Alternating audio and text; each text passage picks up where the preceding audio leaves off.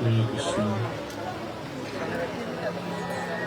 ओम ज्ञानातिमिरन्दस्य ज्ञानञ्जनशलाकया चक्षुरुन्मीलितं येन तस्मै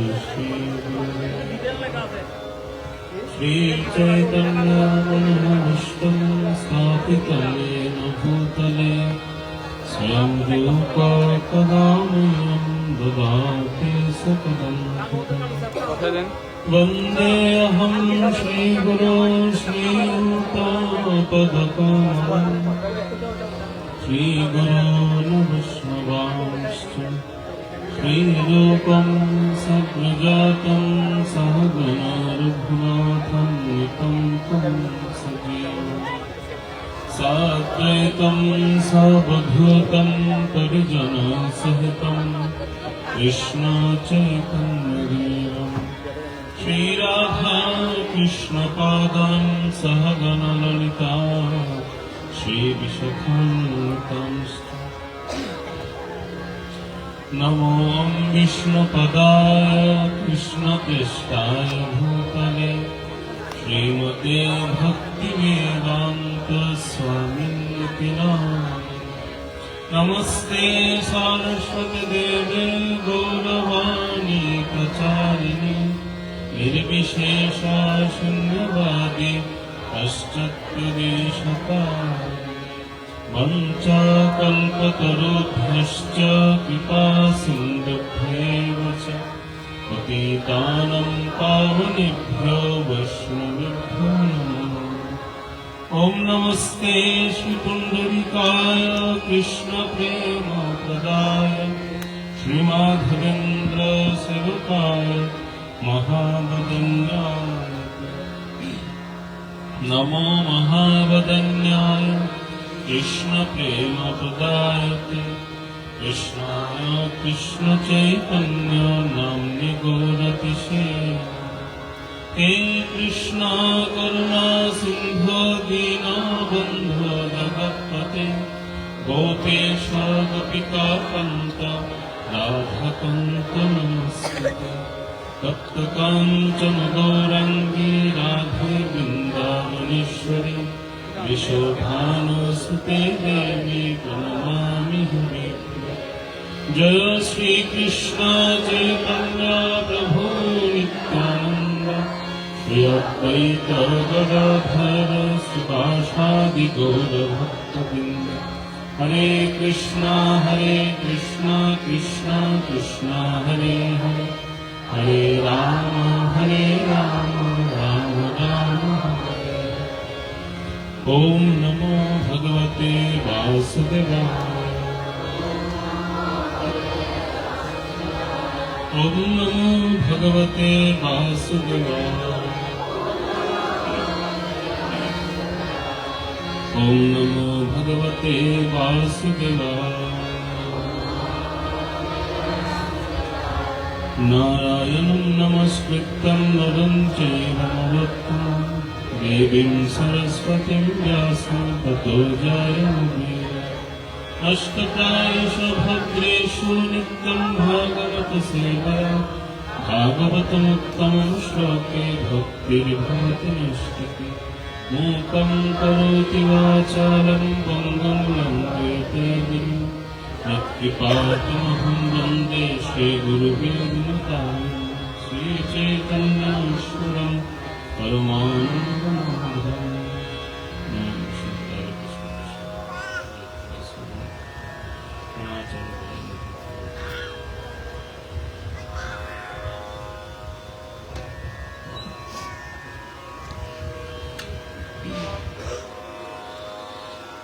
हरे कृष्ण। শ্রীমদ্ ভাগবত কথা যজ্ঞের আজ সপ্তম দিবস বা আজকের এই বিশ্রাম দিবস শ্রীমদ্ ভাগবত কথা যজ্ঞের এই কথা যজ্ঞে উপস্থিত সমস্ত ভক্তমণ্ডলী মাতৃমণ্ডলী সকলের শ্রীচরণ কমলে দণ্ডবত প্রণাম জ্ঞাপন করছি এবং সকলের আশীর্বাদ প্রার্থনা করছি যাতে আমরা শ্রীমদ্ ভাগবতের এই কথার বিশ্রাম অন্তে আমরা শ্রীমদ্ ভাগবতের যে কথার যে প্রাপ্তি সেটি যেন আমরা সকলে লাভ করি। তো আজকে যেহেতু আমাদের বিশ্রাম দিবস, প্রকৃতি বা ভগবান চাচ্ছেন যে একটু আমরা সময় নিই। এই জন্য আজকে আসার সময় আমাদের হঠাৎ করে আমাদের গাড়ির যিনি সারথি, ওনার স্ত্রী অসুস্থ হওয়ায় উনি আসতে পারেননি, যার কারণে আমাদের একটু বিলম্ব হয়েছে আসতে। তো কালকে বলছিলাম একটু তাড়াতাড়ি আসবো, কিন্তু ভগবান চাচ্ছেন দেরি হোক। তো আজকে শুরুতেই প্রশ্ন উত্তরে যাই। একটি প্রশ্ন এসেছে,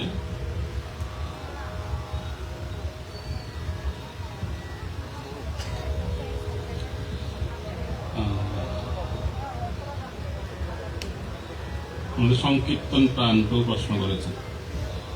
প্রশ্ন হচ্ছে, আমাদের ব্রাহ্মণ দীক্ষার সময় গুরু মহারাজ 6 গুণ বিশিষ্ট পৈতা দান করেন, কিন্তু সিনিয়র কিছু ভক্ত 9 গুণ বিশিষ্ট পৈতা ধারণ করেন।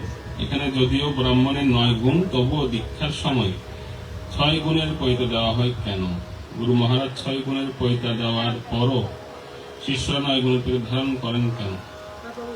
শাস্ত্রীয় কোন সিদ্ধান্ত থাকলে পাচ্ছে। যাই হোক, আমি তো কালকে পৈতা নিয়ে কোনো আলোচনা করিনি, কিন্তু একটা প্রশ্ন এসেছে। গুরু মহারাজ মূলত চান আমরা যেন ব্রাহ্মণ নয়, আমরা যেন বৈষ্ণব হই। আমরা কি হই? বৈষ্ণব হই। আমরা কিন্তু ব্রাহ্মণ হওয়ার জন্য আমাদেরকে পৈতা দেন না। এটা হচ্ছে পঞ্চরাত্র বিধিতে এই সংস্কারটা করা হয়, করতে হয়, সেজন্য দেন। এবং 6 গুণ এজন্যই দেন। বাকি যে গুণগুলো, বাকি 3টি গুণ হচ্ছে আমাদের যিনি প্রবীণ ভক্ত থাকেন, যার অধীনে আমরা ভক্তি জীবন অনুশীলন করি, তার কাছ থেকে গ্রহণ করা উচিত, এভাবে গুরু মহারাজ বলে দেন। অর্থাৎ আমরা যেন ভক্তদের প্রতি অনুগত থাকি, এটার জন্যই এটি করেন।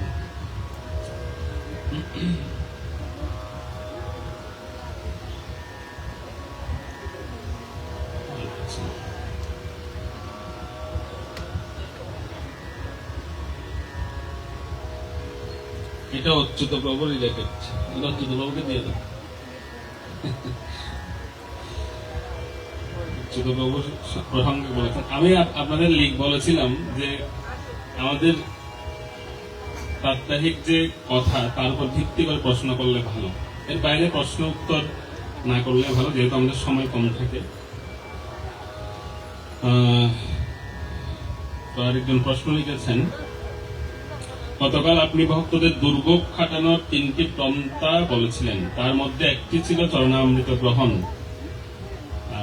আমরা যারা চিত্রপট সেবা করি তারা কিভাবে প্রতিদিন চরণামৃত গ্রহণ করবেন? কারণ চিত্রপট তো প্রতিদিন অভিষেক করানো সম্ভব নয়। তো আপনারা ভগবানের চরণামৃত রেখে দিতে পারেন। ভগবত চরণামৃত যেখানে যেমন মহা অভিষেক যখন হয় তখন চরণামৃত আপনারা রেখে দিতে পারেন, অথবা গঙ্গা জল হচ্ছে ভগবানের চরণামৃত, ভগবানের চরণ থেকে নিঃসৃত হয়ে আসছে। তো প্রতিদিন গঙ্গা জল পান করতে পারেন, অথবা যারা মানুষে ভগবানকে অভিষেক করাতে পারে, তো সেই অভিষেকের জলও চরণামৃত হিসেবে গ্রহণ করা যায়, যেতে পারে। এটা লিখেছেন উপলব্ধি। আচ্ছা, উপলব্ধি পরে করা হবে, উপলব্ধিটা অনেক বড় যেহেতু।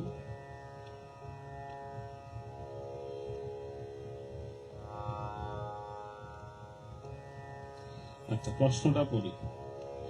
আপনি আরেকটি বিষয় বলেছেন, জীবনে একজন উত্তম ভক্ত বা একজন অধীনস্থ প্রয়োজন, যার অধীনে থেকে বা অনুগত হয়ে আমরা ভক্তি জীবন পালন করব। তবে এমন কোন ব্যক্তি নির্ধারণের পর তিনি যদি মাঝপথে ছেড়ে দেয় অযৌক্তিক কারণ দেখিয়ে, তার শিষ্যকে অন্য কোনো অধীনস্থ বেছে নিতে বলে, সেক্ষেত্রে আমাদের কি করণীয়? এরকম মাঝপথে এসে একজনকে রেখে অন্যজনকে বেছে নেওয়া কি এতই সহজ? তো আপনাদের এই উদ্দেশ্যে আমি বলবো, গতকালকে এই প্রসঙ্গটা আলোচনা করেছিলাম, আমাদের আদর্শ হচ্ছেন প্রভুপাদ, কোন ব্যক্তি নন। আমরা আসলে প্রভুপাদকে দেখাই ভক্তি জীবন অনুশীলন করব। কারণ আমরা যদি কোনো এরকম ব্যক্তি কেন্দ্রিক আমরা ভক্তি জীবনকে গড়ে তুলি, তাহলে দেখা গেল আমরা তো আজকে প্রসঙ্গটা আসবে, বৈষ্ণবের অনেক ক্রিয়া মুদ্রা আমরা বুঝতে পারি না যে তিনি এই কাজটি কেন করছেন। তো না বোঝানোর সময় তার প্রতি আমাদের অপরাধ বা এরকম মনোভাব আসতে পারে। সেজন্য আমাদের সর্বোচ্চ শিক্ষাগুরু ইস্কনে বলা হয় তিনি হচ্ছেন ছিল প্রভুপাদ। প্রভুপাদের দিকে বা আমাদের গুরুবর্গদের দিকে তাকিয়ে আমাদের ভক্তি অনুশীলন করতে হবে। হ্যাঁ, একজন যথোপযুক্ত প্রতিনিধি বা গাইডার অবশ্যই আমরা গ্রহণ করতে পারি সেক্ষেত্রে, কিন্তু আমাদের দৃষ্টি থাকবে কার প্রতি? প্রভুপাদের প্রতি, ছিল প্রভুপাদের শিক্ষার প্রতি। তাহলে আমাদের পতন হবে না।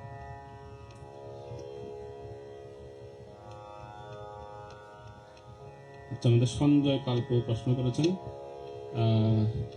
অম্বরীশ মহারাজ তার বাইরের ইন্দ্রিয় ভিতরের ইন্দ্রিয়কে ভগবানের সেবায় যুক্ত করেছেন।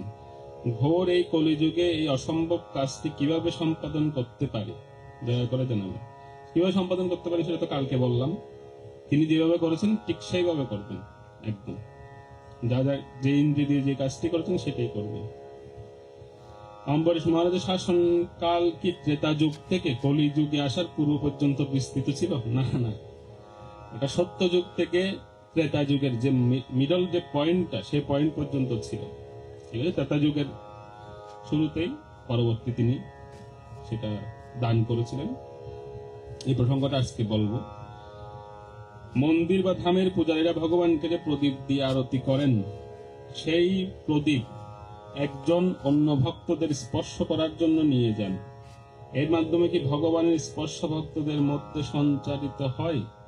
এই প্রদীপ যে ভক্ত নিয়ে যায় এবং যারা স্পর্শ করে, এর মাহাত্ম্য কি জানানো বক্তৃতা? না, এর মধ্যে ভগবানের স্পর্শ নয়, এটা হচ্ছে প্রদীপের যে দ্বীপ বা শিকাটা আমরা গ্রহণ করি, এটা হচ্ছে এরকম বিষয় মা যশোদা করতেন।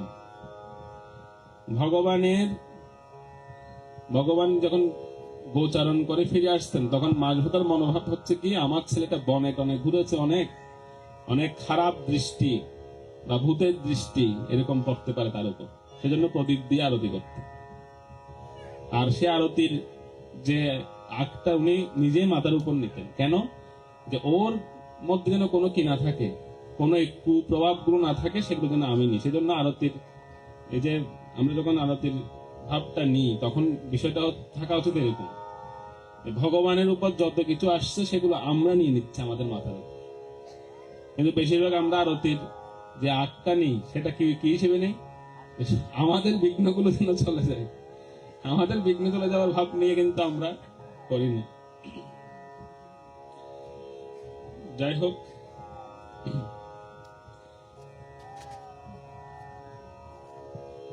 হরে কৃষ্ণ।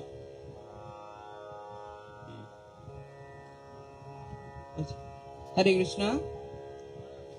আমি বিনীতভাবে অনুরোধ করছি রাউজান শ্রী গৌরীতায় নামহট্টের এই শুভ মন্দিরের সম্মানিত উপদেষ্টা মন্ডলীর সদস্য শ্রীমান সুদর্শন চক্রধারী দাস অধিকারী প্রভুকে প্রভুর গলদেশে মাল্যদানের দ্বারা ভূষিত করার জন্য মায়েরা সকলে উলুধ্বনি করবেন।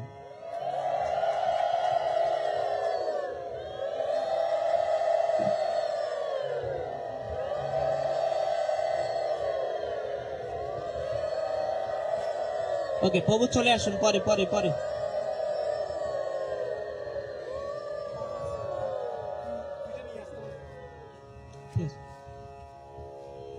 ঠিক আছে, শুরু করতে পারবো। আমরা গতকাল কোথায় রেখেছিলাম? কোন জায়গায়? হ্যাঁ হ্যাঁ, গালের কথা সবাই মনে রাখে দেখি। তো দুর্বাসা মুনি, ওনার অপরাধ শুরু হচ্ছিল যে উনি অম্বরীশ মহারাজকে খুব কটু ভাষায় তিনি কিছু মন্তব্য করেছিলেন। সেই মন্তব্যটা কি? তিনি তখন বলছিলেন, অহ অস্য নৃসিংহস্য অহ অস্য নৃসিংহস্য শ্রিয়োন্মত্তস্য পশ্যত। যে আহা, তিনি বলছেন, আহা, আমি যাকে ধর্মরাজ বলে জেনে এসেছি তিনি কত নৃশংস। প্রথমে গালে দিলেন হচ্ছে নৃশংস বলে, নৃশংস শব্দটি বলে গালে দিলেন।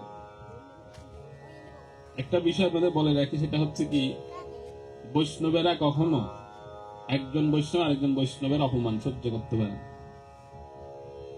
এটা হচ্ছে বৈষ্ণবীয় কালচার। আমাকে যদি কেউ, ধরুন আপনাকে কেউ গালমন্দ করছে বা নিন্দা করছে, একজন ভক্ত বিষয় হচ্ছে সেটা তিনি মেনে নেন, নিজের বেলায় কেউ করলে তিনি মেনে নেন। কিন্তু যখন দেখতে পাবেন আপনার সামনে কাউকে করা হচ্ছে, তখন কিন্তু তিনি সেটা মানেন, তিনি সেটা গ্রহণ করেন। তখন হয়তো তিনি প্রতিবাদ করেন, বলা আছে এরকম সদাচারে, হয়তো প্রতিবাদ করতে হবে, নয়তো সেই স্থান ছেড়ে চলে যেতে হবে, অথবা আত্মহত্যা করতে বলা হচ্ছে, এরকম বলা আছে। তো সেজন্য যখন অম্বরীশ মহারাজকে এভাবে দুর্বাসা ঋষি গালি দিচ্ছিলেন, অপমান করছিল, অপমান সূচক বক্তব্য মানে শব্দ প্রয়োগ করছিলেন, সেটা আমাদের বৈষ্ণব যিনি পদকর্তা বা বৈষ্ণব যিনি মহাজন, ওনারা সহ্য করেন। ওনারা এই শব্দগুলোকে কি করলেন, সারসৎ ব্যাখ্যা করলেন। এটা পরে করা যেত না? তো পরে পরে করলে হচ্ছে, এখন কথার মাঝখানে ইয়ে করলে তো তাহলে কথা বন্ধ থাকে এখন।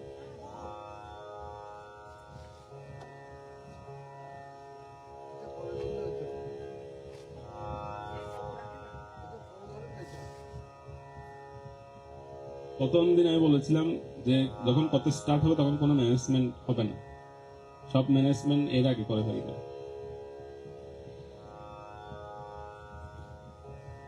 তো ছিল বিশ্বনাথ চক্রবর্তী ঠাকুর, তিনি সহ্য করলেন না। তিনি বললেন, এই সমস্ত অর্থগুলো আমার কানে বিষের মতো লাগছে, তাহলে সামনে যারা ভক্তরা শুনবেন, ভবিষ্যতে যারা আসবেন, তাদের কাছে কিরকম লাগবে। সেজন্য তিনি এটা সারসৎ ব্যাখ্যা। সারসৎ ব্যাখ্যা মানে কি, ছিল বিশ্বনাথ চক্রবর্তী ঠাকুর ছিলেন সরস্বতীর বরপুত্র, মানে উনি কোনো খারাপ শব্দকে ভালো শব্দে রূপান্তর করতে পারতেন, এতটা বিদ্যান ছিলেন আমাদের বৈষ্ণবাচার্য। শব্দটা ছিল নৃশংস, খুব খারাপ শব্দ। নৃশংস মানে খুব খারাপ, আমরা অর্থ বুঝি, মানে যার মধ্যে কোনো মায়া দয়া নেই, নৃশংস তিনি, আমরা এভাবে বলি। তিনি সারসৎ ব্যাখ্যা করলেন, কত সুন্দর দেখুন। নৃ শব্দের অর্থ হচ্ছে মানুষ, আর সংশস্য শব্দের অর্থ হচ্ছে যার কীর্তি সবাই বলে, অর্থাৎ যে পুরো অর্থ দ্বারা এটা নৃশংস শব্দের অর্থ তিনি ব্যাখ্যা করছেন, যে মানুষের কীর্তি সমগ্র জগৎ বলে তিনি হচ্ছেন নৃশংস। তার মানে এটা গালি হলো নাকি এটা সুনাম হলো? সুনাম করে দিলেন তিনি গালিটাকে।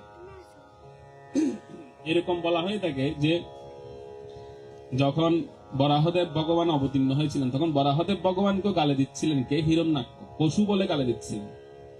সেগুলোকে সরস্বতী দেবী তিনি বৈকুণ্ঠে সেগুলোকে মন্ত্র হিসেবে বা স্তুতি হিসেবে রূপান্তর করে দিচ্ছেন। এই গুণটা ছিল বিশ্বনাথ চক্রবর্তী ঠাকুরের মধ্যে পেয়েছিলেন সরস্বতী দেবীর কৃপায়। তিনি যে কোনো শব্দকে তিনি গালি বা খারাপ শব্দকে তিনি সৎ ভালো শব্দ রূপান্তর করে দিতে পারতেন। তো এটা হচ্ছে বৈষ্ণবের একটি গুণ। এই গুণটাও বৈষ্ণবদের মধ্যে থাকা উচিত। অর্থাৎ যে কোনো খারাপ বস্তু তিনি যখন দেখেন বা যে কোনো খারাপ বস্তু যখন তিনি শোনেন, সেটাকে সৎ পজিটিভ ভাবে নেওয়া। তো তিনি এটাকে বললেন, না এটা গালি নয়, বরং এটা সুনাম হচ্ছে মহারাজ অম্বরীশের, নৃশংস শব্দ। এরপরে শব্দ বললেন শ্রিয়া উন্মত্ত। শ্রিয়া উন্মত্ত শব্দের খারাপ অর্থ হচ্ছে এরকম যে যিনি তার ধনমদে ঐশ্বর্যে মত্ত থাকেন। শ্রী শব্দের অর্থ হচ্ছে ধন বা ঐশ্বর্য, আর উন্মত্ত মানে যিনি উন্মত্ত হয়ে থাকেন, ধনমদে ঐশ্বর্যে মত্ত হয়ে থাকেন। এভাবে গালি দিচ্ছেন কে? দুর্বাসা ঋষি, যে আপনি ধনমদে এতই মত্ত হয়ে পড়েছেন, আমার মধ্যে একজন ঋষি অভুক্ত রেখে আপনি খেয়ে নিলেন, এতই অহংকার আপনার মধ্যে। এভাবে তিনি গালি দিচ্ছেন। কিন্তু এটাকে ছিল বিশ্বনাথ চক্রবর্তী ঠাকুর কি বলছে দেখুন। তিনি বলছেন শ্রীয় উন্মত্তস্য শব্দের অর্থ যে তিনি ধনমদে মত্ত নন, যিনি ধন প্রচুর ধন থাকার পরেও যিনি উন্মত্ত নন, তিনি হচ্ছেন শ্রী উন্মত্ত। মানে প্রচুর সম্পদ ঐশ্বর্য থাকার পরও যিনি তার দ্বারা আসক্ত নন, তিনি শ্রী উন্মত্ত। এটাকে ঘুরিয়ে দিলেন। এরপরে তৃতীয় গালি দিলেন কি? ধর্ম ব্যতিক্রমম। ধর্ম ব্যতিক্রমম মানে কি? যে যিনি ধর্মকে ব্যতিক্রম করে দিয়েছেন। ধর্ম হচ্ছে কি? অবশ্যই প্রজাদের সন্তুষ্টি করা বা ব্রাহ্মণের সন্তুষ্ট করা। তো ব্রাহ্মণ সন্তুষ্ট হয়নি, তার আগেই উনি খেয়ে নিয়েছেন ব্রাহ্মণকে অভুক্ত রেখে, তাহলে ধর্ম ব্যতিক্রম করেছেন তিনি। তো এটার সারসৎ ব্যাখ্যা ছিল বিষ্ণু চক্রবর্তী ঠাকুর তিনি বলছেন যে এখানে তিনি ধর্ম ব্যতিক্রম করেননি, বরং তিনি ধর্মের রক্ষা করেছেন। কিভাবে? ধর্ম ব্যতিক্রমম শব্দ এখানে বলা হচ্ছে তো, যে তিনি নিজের ধর্ম ভুলে গেছেন। বলছেন হ্যাঁ, তিনি জাগতিক ধর্ম বা যেটাকে আমি শুরুতে বলেছিলাম কৈতব ধর্ম, সে কৈতব ধর্ম ভুলে গেছেন। মানে যে ধর্মের পালন করার দরকার নেই সেই ধর্ম তিনি ভুলে গেছেন। কে? অম্বরীশ মহারাজ। আসল ধর্ম কি? ভগবত ভক্তি, পরম ধর্ম, সেটি তিনি মনে রেখেছেন। এই ধর্ম ব্যতিক্রম শব্দের অর্থ তিনি ব্যাখ্যা করবেন। আসল ধর্ম তিনি মনে রেখেছেন, জাগতিক সমস্ত ধর্ম পরিত্যাগ করে দিয়েছেন। আর এরপরে তিনি বললেন কি, বিষ্ণুর ভক্ত শস্য মানিন। তো এখানে একটা শব্দে তিনি বলেছেন, ওনাকে অপমান করেছেন, ঈশমানিন। ঈশমানিন মানে হচ্ছে আপনার ভগবানের প্রতি কোনো সম্মান বোধ নেই। ঈশ মানে হচ্ছে ভগবান, মানিন মানে হচ্ছে সম্মান। আপনি ভগবানকে ভয় পান না। আপনি ভগবানকে যদি ভয় পেতেন তাহলে আমাকে রেখে খেতে পারতেন না। দুর্বাসা ঋষি বলছেন ওনাকে। তো এটার অর্থ সারসৎ ব্যাখ্যা করছেন বিশ্বনাথ চক্রবর্তী ঠাকুরপাদ। তিনি বলছেন ঈশমানিন শব্দের অর্থ হচ্ছে যিনি ঈশ্বরের, ভগবানের প্রতি এতই শ্রদ্ধাপরায়ণ ছিলেন যে ভগবান এবং ব্রতের প্রতি অপরাধ হবে বলে তিনি ব্রতের সম্মান রক্ষা করেছিলেন। সম্মান রক্ষাতে তিনি কেবল জল পান করেছিলেন। এভাবে তিনি ব্যাখ্যা করছেন। তো এই যে দুর্বাসা ঋষি, ওনার অপরাধ শুরু হলো এখান থেকে যে উনি একজন ভক্তকে বাণীর দ্বারা, মানে মুখের দ্বারা, বাক্যের দ্বারা অপমান করেছে। খুব ভয়ঙ্কর অপরাধ। এটা হচ্ছে আমাদের ভক্তি জীবনে প্রথম শুরু হয়। আমাদের ভক্তি লেস হয় বা আমাদের ভক্তি আস্তে আস্তে মানে ক্ষীণ হয়ে যায়, বা আমরা ভক্তি জীবনে টেস্ট পাই না কেন? দেখবেন সব ভক্ত সঙ্গ করছে, সবকিছু করছে, গতকালকে বলছিলাম, কিন্তু কেন যেন ভক্তি জীবনে আমরা রুচি হারিয়ে ফেলি বা আমরা টেস্টটা পাই না। কেন? প্রথম শুরু হয় বাণীর দ্বারা। আমরা মুখ দিয়ে ভক্তকে অপমান করা শুরু করি। প্রথম বাণী, প্রথম কিন্তু গিয়ে প্রহার করি না, প্রথম হচ্ছে বাণী। আর বাণীর দ্বারা অপরাধ করতে করতে করতে করতে করতে করতে বাণী থেকে সেটা আসে হাতের মধ্যে আসতো। কিছুদিন যাওয়ার পরে তখন আমরা আস্তে আস্তে হাত প্রয়োগ করা শুরু করি। বাণীর পরে আসে কোথায়? হাতে। সেই কার্যটা করলেন কে? দুর্বাসা ঋষি। এত ক্রোধিত হচ্ছেন যে আমি একে এত অপমান করে শব্দ প্রয়োগ করছি, এর মুখ দিয়ে একটা শব্দ বেরোচ্ছে না। হাত জোর করে দাঁড়িয়ে আছে তো আছে, একটা শব্দ অম্বরীশ মহারাজের মুখ দিয়ে বেরোচ্ছে না। ওই হাত জোর করে দাঁড়িয়েছেন, ওইভাবে হাত জোর করে দাঁড়িয়ে আছে। তো এইটা দেখে ওনার আরো বেশি রাগ হচ্ছে যে এর মধ্যে কি আছে, কিভাবে সহ্য করছে সে।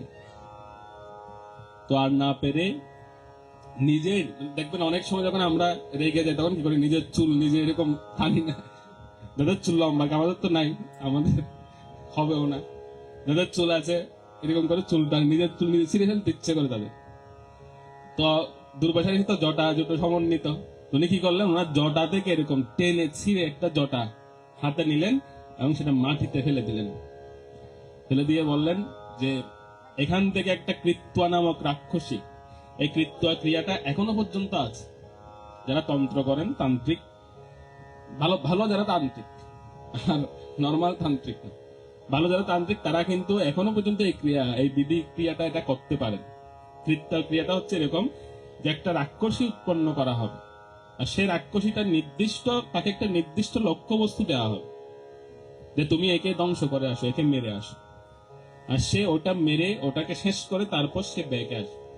তবে এটার একটা খারাপ গুণ হচ্ছে এই, যদি ওই ব্যক্তিটা সৎ হয় বা ভগবত ভক্ত হয়, তাকে যদি কিছু করতে না পারে, তখন কিন্তু ওই কৃত্য ক্রিয়াটা এসে যে করেছে তাকে অ্যাটাক করে। খুব ভয়ঙ্কর প্রসেস। সেজন্য যারা বড় বড় তান্ত্রিকরা এটা এই প্রক্রিয়াটা করতে চান না, কারণ বাইসান যদি এটা ফিরে আসে, ব্যাক করে আসে, তখন কিন্তু ওই তান্ত্রিকের অবস্থা খারাপ হবে। তো দুর্বাসা ঋষি সেটাই করলেন। এবার হস্ত প্রয়োগ করলেন। এতক্ষণ তো মুখে ছিল, এখন হাতে জটা ছিঁড়ে রাক্ষসী উৎপন্ন করলেন। আর সে রাক্ষসী একদম বড় খড়গ হাতে নিয়ে জিজ্ঞেস করলেন আমাকে কি করতে হবে? দুর্বাসা ঋষি বলেন, এই যে অম্বরীশ মহারাজ, তাকে বিনাশ করে দাও। কত বড় ভয়ঙ্কর পদক্ষেপ দেখুন, একজন ভক্তকে বিনাশ করার জন্য বলছে। এটা দ্বিতীয় অপরাধ উনার। তো উনি তো সে অসি হাতে আসছেন অম্বরীশ মহারাজকে বিনাশ করার জন্য, সে রাক্ষসী। কিন্তু অম্বরীশ মহারাজের চরিত্র দেখুন কেমন। কাকে ফলো করতেন? গতকালকে বলেছে অম্বরীশ মহারাজের আদর্শ কে? প্রহ্লাদ মহারাজ। একদম প্রহ্লাদ মহারাজের চরিত্র। প্রহ্লাদ মহারাজ যেরকম, উনার জীবনে অনেক ঘটনা ঘটেছে। প্রহ্লাদ মহারাজ জীবন আপনারা জানেন, উনাকে পাহাড় থেকে ফেলে দিয়েছে, সর্পের কারাগারে দিয়েছেন, কিন্তু উনি অবিচল। অম্বরীশ মহারাজও তদ্রুপ। এই যে একটা বড় রাক্ষস উনাকে মারার জন্য আসছেন, উনি অবিচল দাঁড়িয়ে আছেন ওই জায়গায় হাত জোর করে। ওই রাক্ষসে আসছে মারার জন্য।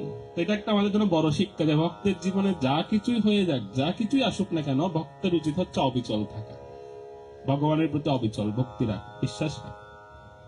তো তিনি দাঁড়িয়ে আছেন। আর এদিকে গতকালকে বলছিলাম, সে রাজ্যের রক্ষাকর্তা কাকে দিয়েছেন ভগবান? সুদর্শন চক্রকে।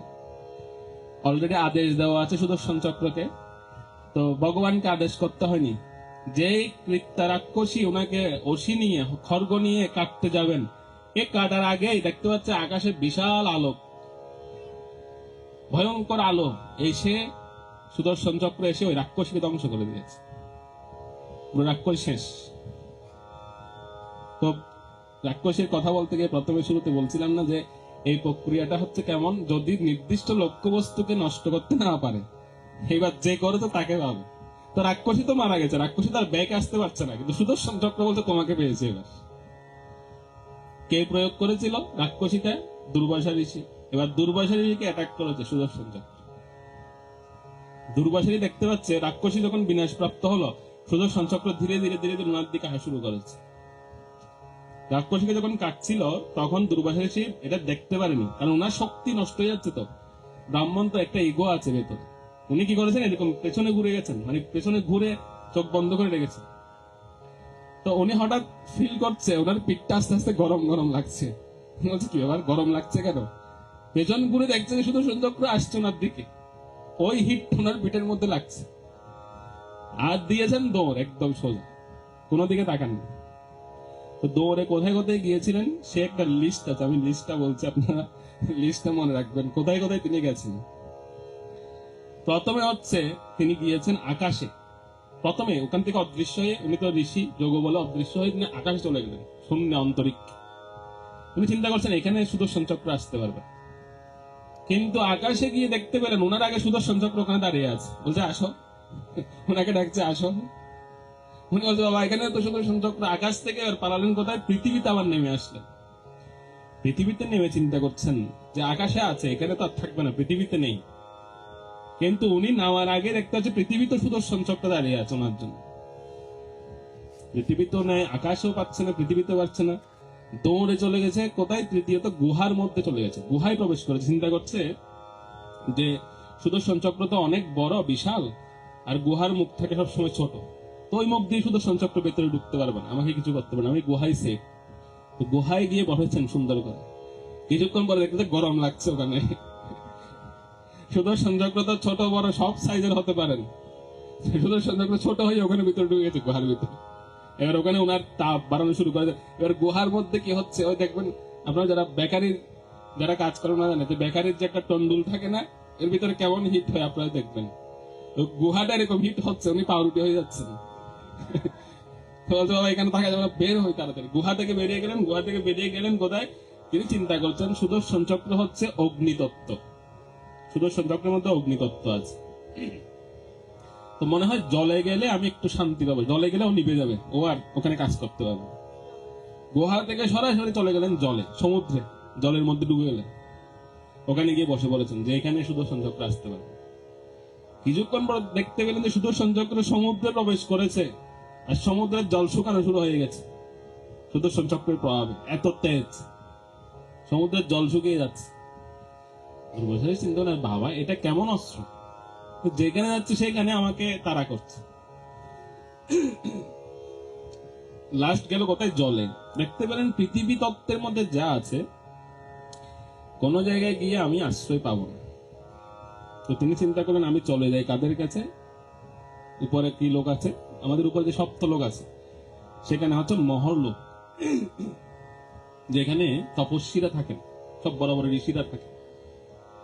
তো সেখানে মহল লোকে তিনি চলে গেলেন যে আমার ঋষিদের অবস্থাটা ঋষিরাই বুঝবে।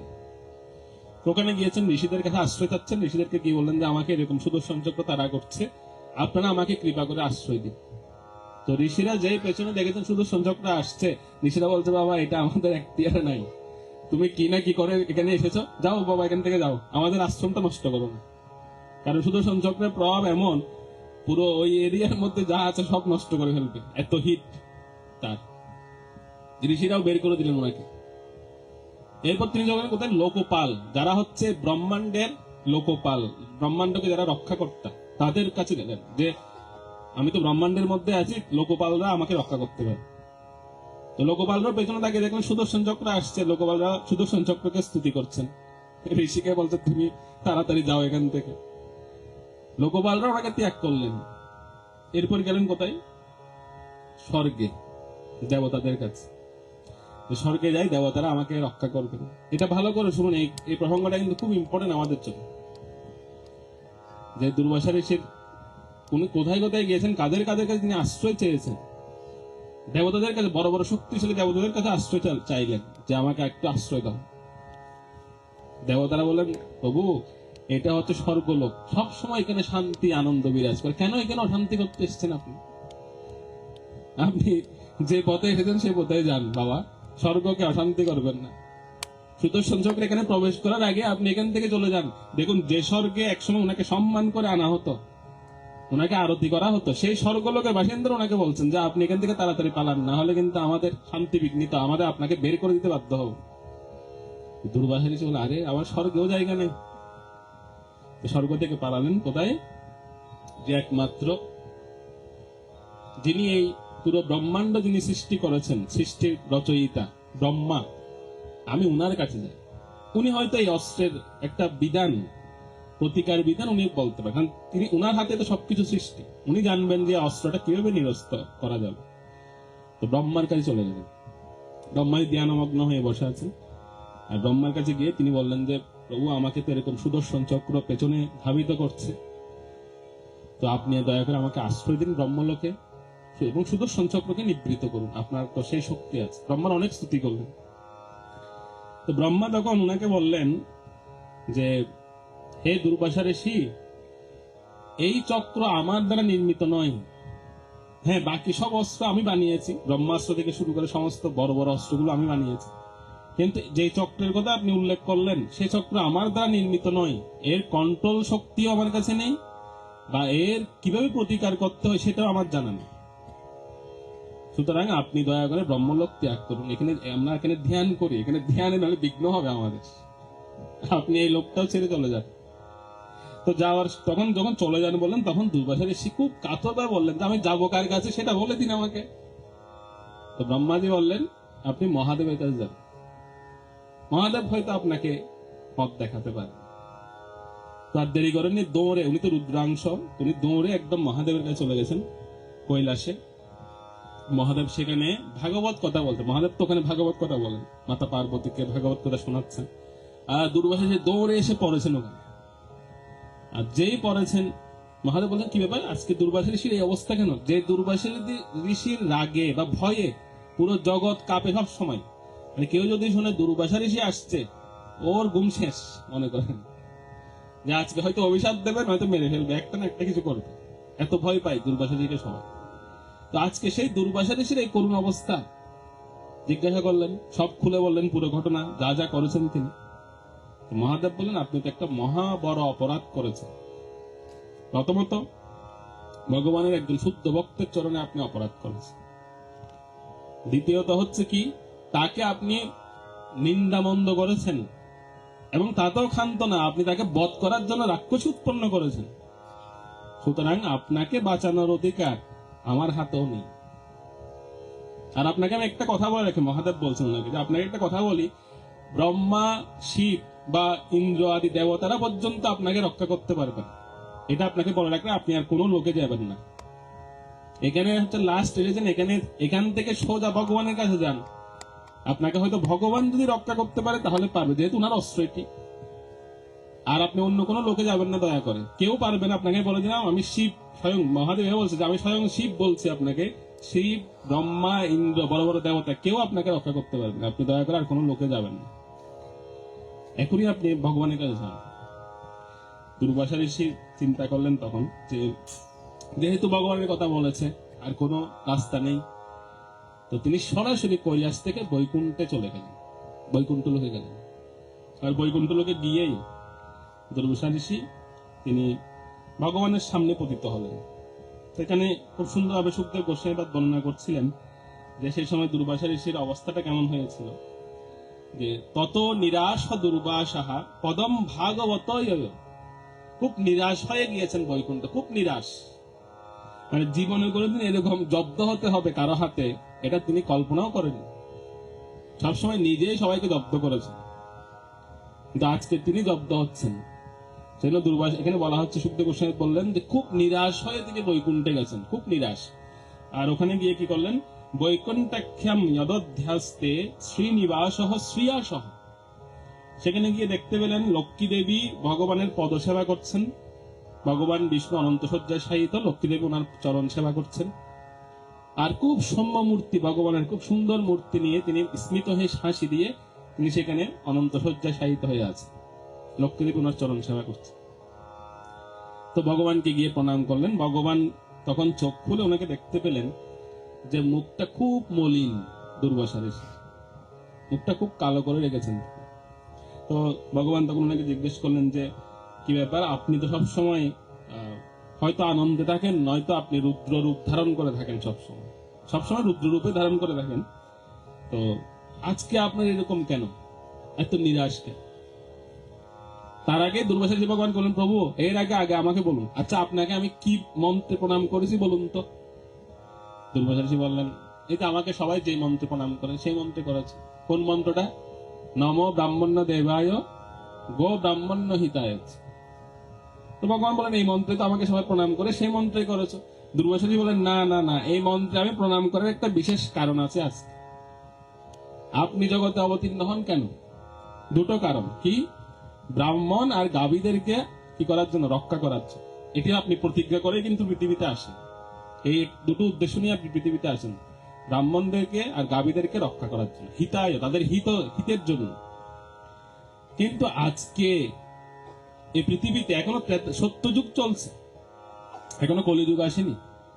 এই সত্যযুগে ব্রাহ্মণের যদি প্রভু এই দুর্দশা হয়, তাহলে কলিযুগ আসলে কি হবে? তোমাকে বলেন কি দুর্দশা হলো ব্রাহ্মণের আবার? তোমার এই যে দেখুন, আমি হচ্ছে সেই ব্রাহ্মণ, আমি আজকে দৌড়াতে দৌড়াতে দৌড়াতে দৌড়াতে আপনার কাছে এসে উপনীত হয়েছি। আমার দুর্দশা দেখুন, ওই যে পেছনে আসছে। তো আপনার এই সত্য যুগে যদি আমার মতো ব্রাহ্মণের এরকম দুর্গতি হয়, তাহলে প্রভু আপনি এখন এখানে ঘুমাচ্ছেন, মাতাজির সেবা নিচ্ছেন, কিভাবে আমাকে রক্ষা না করে? তো ভগবান বিষ্ণু তখন বলেন, আরে পুরো ঘটনাটা তো খুলে বলো আগে, কি হয়েছে? আমি তো বলছি না রক্ষা করবো না ব্রাহ্মণকে, এটা তো বলিনি কোনোদিন। আমি অবশ্যই ব্রাহ্মণকে রক্ষা করবো, আমি সেই প্রতিজ্ঞা নিয়ে পৃথিবীতে যাই। তুমি আগে পুরো ঘটনা আমাকে বলো। তখন পূর্ণাঙ্গ ঘটনা তিনি বললেন যে আমি এই পরীক্ষা নিতে গেছি, এটা করেছি। ভগবান, ও ঘটনাটা তুমি বড় করে ফেলেছ। তোমাকে আমি একটা কথা বলি, শোনো। তুমি হয়তো মনে করছো আমি নম ব্রাহ্মণ দেবায় গো ব্রাহ্মণ হিতায়, আমি গো এবং ব্রাহ্মণের হিতকারী, কিন্তু এর আগে একটা শ্লোক আছে। এটা তো হচ্ছে দ্বিতীয় শ্লোক, এটা হচ্ছে সেকেন্ড অপশন। এর আগে একটা শ্লোক আছে, এটা তুমি শিখো নাই, এটা শিখে রাখো আছে। তো দুর্বাসা বলেন, আরে এটা কিরকম শ্লোক? আমি তো শাস্ত্র পড়েছি, বেদ অধ্যয়ন করেছি গুরুকুলে, এরকম শ্লোক তো পাইনি। বলছে, হ্যাঁ সেটা শোনো আগে আমার কাছ থেকে। ভগবান বলেন, এই শ্লোকটা আজকে মুখস্থ করে রাখবে সারা জীবনের জন্য, কোনোদিন ভুলবে না। এটার পরে আসবে নম ব্রাহ্মণ্য দেবায়, এর আগে আসবে না। মানে আমি ব্রাহ্মণ আর গাভীকে রক্ষা করি, এটা হচ্ছে দ্বিতীয়ত। এর আগে একটা শ্লোক আছে, সেটা হচ্ছে কি স্বয়ং ভগবান বলছে, অহম ভক্ত পরাধীন, যে হে দুর্বাসা আমি হচ্ছে ভক্তের দ্বারা পরাধীন। অহম ভক্ত পরাধীন হি স্বতন্ত্র ইব দ্বিজ, হে দ্বিজ, হে ব্রাহ্মণ, আমি স্বতন্ত্র নই, স্বাধীন নই। তুমি যে আমাকে আদেশ করছো তোমাকে রক্ষা করার জন্য, আমি কিন্তু স্বাধীন স্বতন্ত্র নই, আমি পরাধীন। দুর্বাসা ঋষি বলেন, পরাধীন? কার পরাধীন? আমি ভক্তের দ্বারা পরাধীন। আর তুই আমার সেই ভক্তের চরণে অপরাধ করেছ। যে ভক্তের দ্বারা আমি পরাধীন হয়ে থাকি সব সময়, সেই ভক্তের চরণে তুমি অপরাধ করেছ। সেই জন্য ভগবান কি বললেন? সাধুভীর হৃদয় গ্রস্ত, হৃদয় ভক্তের ভক্ত জনপ্রিয়। আমি ভক্তের প্রিয়, আর ভক্ত হচ্ছে আমার প্রিয়। এই কথাটা মনে রাখবে। এটা হচ্ছে প্রথম শ্লোক। এই শ্লোকটা মুখস্থ করবে আজকে দেখে। এবং এটার পরে আসবে নব ব্রাহ্মণ্য দেবা, যা ভগবান যে রক্ষা করেন সেটা। তো দুর্বাসা ঋষি তখন বললেন, আর ভ্রম ভেঙে গেল যে আচ্ছা আপনি তাহলে ভক্তের দ্বারা পরাধীন। বলছে হ্যাঁ, আমি ভক্তের দ্বারা পরাধীন। একটা সুন্দর সিদ্ধান্ত ভগবান এখানে দিয়েছেন আমাদেরকে, যে কেন ভক্ত ওনার এত প্রিয়। তার কারণ হচ্ছে ভক্তের হৃদয়ে সদা কার বিশ্রাম? গোবিন্দ বিশ্রাম। কালকে বলছিলাম। আবার ভগবানের হৃদয়ে সবসময় ভক্তের বিশ্রাম। তো একটা প্রমাণ দিলে দুর্বাসা ঋষিকে ভগবান বলছেন যে আমি তোমাকে রক্ষা করিনি, তোমাকে একটা প্রমাণ দিই কেন তোমাকে আমি রক্ষা করছি না। আমি তোমাকে এখন রক্ষা করতে পারবো। দুর্বাসা ঋষি বলেন, কেন? তো একটা প্রমাণ দিচ্ছি কেন রক্ষা করছি না, বা কেন করিনি তোমাকে বৈকুণ্ঠ পর্যন্ত আসতে হতো না। তার কারণ এটা আপনারা শুনবেন যে ভগবান বললেন ওনাকে, যখন তুমি রাক্ষসী উৎপন্ন করেছিলে, কৃত্যা নামক রাক্ষসী, সে যখন খড়গ হাতে নিয়ে কাটতে যাচ্ছিল কাকে? অম্বরীশ মহারাজকে। তখন অম্বরীশ মহারাজ কোথায় গিয়েছেন? বলুন, কোথায় গিয়েছেন? কোথাও গিয়েছিলেন? নিজের জায়গায় কি ঠায় দাঁড়িয়েছিলেন, কিন্তু নিজের যে জায়গায় দাঁড়ানো অবস্থায় ওই জায়গায় দাঁড়িয়েছিলেন হাত জোর করে, ভগবানকে স্মরণ করছিলেন মনে মনে চোখ বন্ধ করে। আর তোমাকে যখন সুদর্শন চক্র তারা করেছিল, তুমি কোথায় কোথায় গেছো? লিস্ট আপনাদের হাতে আছে, আপনারা লিখেছেন কোথায় কোথায় গেছে। এই হচ্ছে ভক্ত আর তুমি ব্রাহ্মণের মধ্যে পার্থক্য। যখন ভক্তের জীবনে কোনো বিপত্তি আসে, ভক্ত এরকম দাঁড়ে দাঁড়ে ঘুরে ঘুরে কি চাই না, সে কারো কাছে সাহায্য চায় না, সে আমার প্রতি শরণাগত থাকে, সে আমার প্রতি তার অবিচল শ্রদ্ধা রাখে। আর তোমার স্বভাব হচ্ছে কি ছিল? তুমি আগে নিজেকে সেভ করার অনেক চেষ্টা করেছো, যখন নিজে পারলে না তখন দেবতাদের সাহায্য চেয়েছো, দেবতাদের যখন পেলে না তখন দেবতাদের যিনি দেবতা তার কাছে গিয়েছো, তার কাছে যখন পেলে না তখন মহাদেবের কাছে গিয়েছে, আর মহাদেবের কাছে না পেয়ে শেষমেশ আমার কাছে এসেছে। মানে 10 দুয়ার ঘুরে তারপর আমার কাছে এসে তোমাকে আমি কেন রক্ষা করবো? তোমাকে আমি জীবনও রক্ষা করবো। আর একটা কথা বলে রাখি, আমার হাতে কিন্তু এই অস্ত্রের কন্ট্রোল পাওয়ার নেই, এটাও তোমাকে বলে দিব। কারণ এই অস্ত্র আমি কাকে দিয়ে দিয়েছি? অলরেডি অম্বরীশ মহারাজকে দান করে দিয়েছি। আমি চাইলেও তোমাকে এখন রক্ষা করতে পারবো না। প্রথম কারণ রক্ষা না করো সেটা হচ্ছে তুমি অনেক দুয়ার ঘুরে তারপর আমার কাছে এসেছো। তুমি প্রথম অবস্থা আমার কাছে আসুনি। অম্বরীশ মহারাজ প্রথম অবস্থায় আমার কাছে ছিল, আমার অধীনে ছিল, সেজন্য আমি তাকে রক্ষা, আমার রক্ষা করতে হচ্ছে না। সুদর্শন চক্র আমি আদেশ দেওয়ার আগে চলে গেছে, আর এই অস্ত্র আমার অধীনে নেই, আমি তোমাকে রক্ষা করতে পারবো না। দুর্বাসা ঋষি সেটা বিশ্বাস করলেন না। তিনি বলেন, না, এটা হতেই পারে না। আপনার হাতের অস্ত্র আপনার কথা শুনবে না মানে? আপনি একবার আদেশ দিয়ে দেখুন সুদর্শন চক্রকে, প্রভু আমার বিশ্বাস সুদর্শন চক্র আপনার কথা শুনবে। মানে এখন এখন ভগবানের প্রতি বিশ্বাস দেখাচ্ছেন, এতক্ষণ ছিল না। এখন দেখাচ্ছেন কেন? বাঁচার জন্য। অনেক সময় আমরা বাঁচার জন্য কিছু কিছু কৌশল অবলম্বন করি। দুর্বাসা ঋষিও কৌশল অবলম্বন করছেন। প্রভু আপনি একবার আদেশ দিন, দেখবেন আপনার কথা শুনবে। ভগবান বলেন, প্রমাণ চাও? আচ্ছা হ্যাঁ। ভগবান বলেন, সুদর্শন দাঁড়িয়ে যাও বাবা, দুর্বাসা ঋষিকে অ্যাটাক করো না। সুদর্শন আরো জোরে আসছে মারার জন্য, সুদর্শন আরো জোরে আসছে দেখা যাচ্ছে। এতক্ষণ তো আস্তে আস্তে আসছিল, এখন আরো স্পিডে আসছে মারার জন্য। দুর্বাসা ঋষি বলেন, আরে বাবা এটা কিরকম? ভগবানের কথা শুনছে না, ভগবানের অস্ত্র। এটাই নিয়ম। কেন জানেন?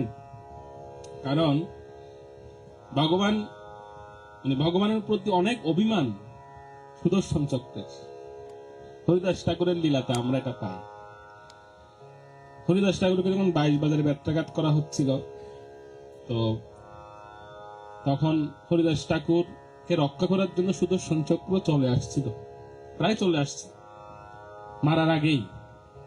তো হরিদাস ঠাকুর হাত জোর করে বললেন, যদি আপনি সুদর্শন চক্রকে বলছেন যে আপনি যদি এদের কোনো ক্ষতি করেন, যারা আমাকে প্রহার করার জন্য এসেছে তাদের যদি কোনো ক্ষতি করেন, তাহলে কিন্তু আমি সত্যি সত্যি প্রাণ ত্যাগ করব।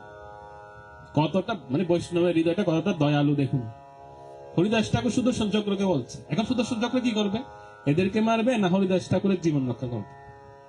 বাধ্য হয়ে ভগবানের কাছে চলে গেছে যে প্রভু আপনার ভক্তরা এমন কেন? হরিদাস ঠাকুর ভগবানকে সুদর্শন চক্র বলছে তারা এত এত কেন তারা দয়ালু যে আমি রক্ষা করতে গিয়েছি, আমাকে বলছে না এদেরকে কোনো ক্ষতি করতে পারবে না। যারা ওনাকে মারার জন্য এসে তাদের জন্য তিনি ক্ষমা চাচ্ছেন, ত্রাণ ভিক্ষা চাচ্ছেন তাদের। তো সুদর্শন চক্রের খুব অভিমান হয়েছিল তখন যে আপনার ভক্তরা এরকম কেন। এরপরে কিন্তু আমি আর কোনো এরকম কথা শুনবো না কিন্তু। তো ওই গল্পে তো শেষ। এরপরের গল্পে যখন এই অম্বরীশ মহারাজের ঘটনা হচ্ছে, তখন সুদর্শন চক্র বলছেন না আপনার কোনো আদেশ আমি আর শুনবো না। তো হরিদাস ঠাকুরের সময় কিন্তু ভগবান তখন কি করেছিলেন, যখন সুদর্শন চক্র আদেশ পালন করতে পারছিলেন না, আপনারা অনেকে জানেন ভগবান নিজে স্বয়ং নিজের পিঠ দান করেছিলেন। হরিদাস ঠাকুর যে জানতেন না সেটা, হরিদাস ঠাকুর বুঝতে পারেননি সেটা। এই জন্য মহাপ্রকাশ লীলায় ভগবান হরিদাস ঠাকুরকে দেখিয়েছিলেন যে হরিদাস, একটা বাজারে ব্যত্রাঘাত করলে তোমার প্রাণ চলে যেত, এমন ভাবে তারা প্রহার করেছে, কিন্তু তোমাকে 22টা বাজারে ব্যত্রাঘাত করা হয়েছে, তুমি মরলে না কেন? তো হরিদাস ঠাকুর তখন অনেকগুলো ভগবানের মহিমা বলেছিলেন যে প্রভু এটাই হচ্ছে আপনার ভক্তির মহিমা, এরকম করে অনেক কিছু বলছিলেন। যারা আপনার ভক্তি করবে তাদেরকে আপনি রক্ষা করেন, তাদের কোনো কিছু হয় না। আমি নাম করছিলাম, আমি জানি না কি হয়েছে। তখন মহাপ্রভু বলছেন কি হয়েছে জানো? নিজের কাপড়টা তুলে দেখালেন পিঠে, সব দাগ সেখানে, মহাপ্রভুর পিঠে সব দাগ। তোমার উপর যত প্রহার হয়েছে সুদর্শন চক্র তো আসতে পারছে না, কারণ তুমি সুদর্শন চক্রকে নিষেধ করে দিয়েছ, সে আসতে পারছে না। তো শেষ পর্যন্ত আমি আমার পিঠ দিয়ে দিয়েছিলাম তোমার পিঠে, আর তোমার সমস্ত মার আমার পিঠে আমি গ্রহণ করেছি, এই যে দেখো এখনো দাগ আছে। তখন হরিদাস ঠাকুর তো তিনি মানে নিজেকে নিজে অনেক অপরাধী মনে করছিলেন যে আমার সমস্ত মার প্রভু গ্রহণ করেছেন, তো প্রভু আমি আমার জীবনটাকে আপনার চরণে উৎসর্গ করে দিলাম সারা জীবনের জন্য। সেদিনে নিজেকে উৎসর্গ করে দিয়েছে। তো যে প্রসঙ্গটা বলছিলাম, তো সুদর্শন চক্র এখন ভগবানের আদেশ শুনছে না। ভগবান বলেন দেখো তুমি প্রমাণ দেখো, আমার কথা সে শুনছে না, সে আরো জোরে আসছে তোমাকে মারার জন্য। তো দুর্বাসা তাহলে এখন কি করা যায়?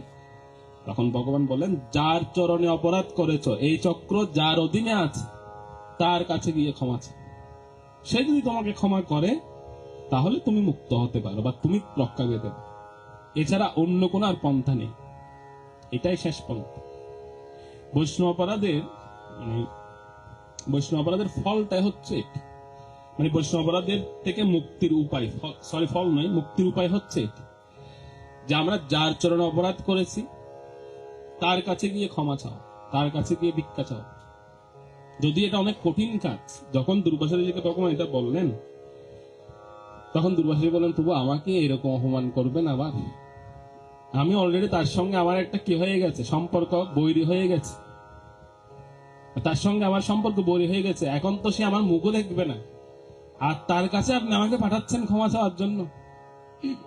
অনেক সময় আমাদের এরকম আমরা বলি, দেখবেন কোন ভক্তের সঙ্গে আমার দ্বন্দ্ব হয়েছে, তো যখন আমাদের অথরিটিরা বলে যে ক্ষমা চাও তার কাছে, তখন আমরা কি বলি, প্রভু এইটা ছাড়া অন্য কোনো পন্থা বলেন না। কেন? যে ওর সঙ্গে আমার ঝগড়া, ওর কাছে কেন আমাকে পাঠাচ্ছে? আমি ওর মুখ দেখতে পারবো না, ও আমার মুখ দেখতে পারবে। তো এটা মানে তখন কি হয়, এটা অনেক বড় শাস্তি মনে হয় আমাদের কাছে, যে এটা তো আরো বড় শাস্তি, যার সঙ্গে ঝগড়া করলাম তার কাছে কি ক্ষমা চাইতে বলছে। কিন্তু এটাই বৈষ্ণব ফিলোসফি, এটাই নীতি। যার চরণে অপরাধ হয়ে তার কাছে ক্ষমা চাইতে হবে। কেন? ভগবান নিজে বলছে সাধব হৃদয়ম মহ্যম, যে হে দুর্বাসা, সাধু ব্যক্তি হচ্ছে আমার হৃদয় স্বরূপ। সাধু নাম হৃদয়ম ত্বহম, সাধু ব্যক্তি আমার হৃদয়, আর আমার হৃদয় হচ্ছে সাধুদের হৃদয়ে থাকে সবসময়।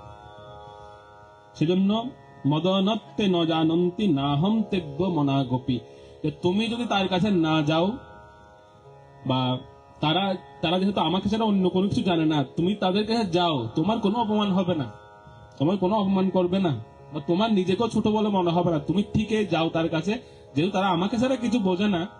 তুমি যদি তার কাছে গিয়ে ক্ষমা চাও, সে নিশ্চয়ই তোমাকে ক্ষমা করবে, তোমার কোনো অপমান হবে না। এটাকে অপমান মনে করো না তুমি। এভাবে বুঝাচ্ছেন দুর্বাসা ঋষিকে। দুর্বাসা ঋষি বারবার, এই ব্রাহ্মণের ইগো, তো ব্রাহ্মণের একটা ইগো থাকে সবসময়, দেখ মানে ছোট হতে কষ্ট লাগছে, কিন্তু কিছু করার নেই। এদিকে সুদর্শন চক্র তাপ বাড়াচ্ছে, পিঠ জ্বলে যাচ্ছে অলরেডি। ভগবান বলেন আরো যদি দেরি করো তাহলে কিন্তু অলরেডি হাফ সিদ্ধ হয়ে গেছে, এরপর ফুল সিদ্ধ হবে, তাড়াতাড়ি যাও। তো দুর্বাসা ঋষি অনেক কষ্টে, এখানে বলা বর্ণনা আছে ভাগবতে, যে উনি অনেকটা অপারগতা সত্ত্বে না পারতে তিনি বৈকুণ্ঠ লোক থেকে ব্যাক করলেন। তিনি অম্বরীশ মহারাজের যেখানে রাজ্য সেখানে আসলেন। এবার দেখুন, যে দৃশ্যটা দেখে দুর্বাসা ঋষির মনে ভাবনাটাই পরিবর্তন হয়ে গেছে, যে একজন বৈষ্ণব কেমন হতে পারেন। আস্তে আস্তে মনে ভাবছিলেন, আরে আমি ঠিক আছে, আমি অপরাধ করেছি, কিন্তু ভগবান এটা আমাকে কি শাস্তি দিল, তার কাছে গিয়ে ক্ষমা চাইতে হবে এখন, কিভাবে আমি ছোট হব, কিভাবে ছোট হব। আসছিলেন, এটা ভাবতে ভাবতে আসছিলেন ওখান থেকে, বৈকুণ্ঠ থেকে এসে দেখতে পেলেন যে দৃশ্যটা, এই দৃশ্যটা ওনার জীবনটা পুরো পাল্টে দিয়েছে, ওনার মনোভাবটাই চেঞ্জ করে দিয়েছে। ভক্ত এমন হতে পারে। উনি যখন আসলেন, এসে দেখতে পেলেন যে জায়গায় উনি দুর্বাসা ঋষিকে গাল মন্দ করে দিয়েছেন, ওই জায়গায় ঠাই দাঁড়িয়ে আছেন অম্বরীশ মহারাজ। দুর্বাসা ঋষি যে জায়গায় ওনাকে মারার জন্য অসুর উৎপন্ন করে রেখে গিয়েছিলেন, ঠিক ওই জায়গায় দাঁড়িয়ে আছেন 1 বছর কাল। দুর্বাসা ঋষি যখন পরিভ্রমণ করেছেন 1 বছর, পুরো 1 বছর তিনি ঘুরেছেন বিভিন্ন লোকে, বিভিন্ন মানুষের কাছে, দেবতাদের কাছে। বৈকুণ্ঠ থেকে পৃথিবীতে তো অনেক সময়ের ব্যবধান, তো এই যে আসা যাওয়ার মধ্যে তো অনেক সময় লাগছে। তো 1 বছর কাল পর্যন্ত ভাগবতে বর্ণনা আছে, অম্বরীশ মহারাজ যেই জায়গায় দুর্বাসা ঋষি পালন করবেন, পালনার জন্য তিনি মানে অভিবাদন জানানোর জন্য যে জায়গায় দাঁড়িয়েছিলেন, অম্বরীশ মহারাজ সেই জায়গায় দাঁড়িয়েছিলেন, কোনো ভোজন করেননি। বর্ণনা আছে 1 বছর কাল, মানে আগে তো 1 বছর একাদশী করেছেন পুরো, এইবার পরের 1 বছর হচ্ছে অপেক্ষা করলেন, কোনো ভোজন না করে কেবল জলপান। তাও জলপান কিরকম, প্রতিদিন না, সময় সময়, মানে যখন হয়তো দেখা গেছে জলের প্রয়োজন হয় তখন একটু করে জলপান করেছে। তো পুরো দেখুন 1 বছর কাল যাবত একটা জায়গায় দাঁড়িয়ে থাকা। এই দৃশ্য যখন অম্বরীশ মহারাজ দেখলেন, দুর্বাসা ঋষি, ওনার হৃদয় সম্পূর্ণ, ওনার হৃদয়ে যে অহংকারের একটা পর্বত ছিল, সেই অহংকার সম্পূর্ণ চূর্ণ হয়ে গেছে। আমি কার চরণে অপরাধ করেছি, আমি তাকে মারার জন্য রাক্ষস উৎপন্ন করেছিলাম, আর সে আমার জন্য দাঁড়িয়ে আছে এখনো পর্যন্ত। কি হাতে দাঁড়িয়ে আছে জানেন?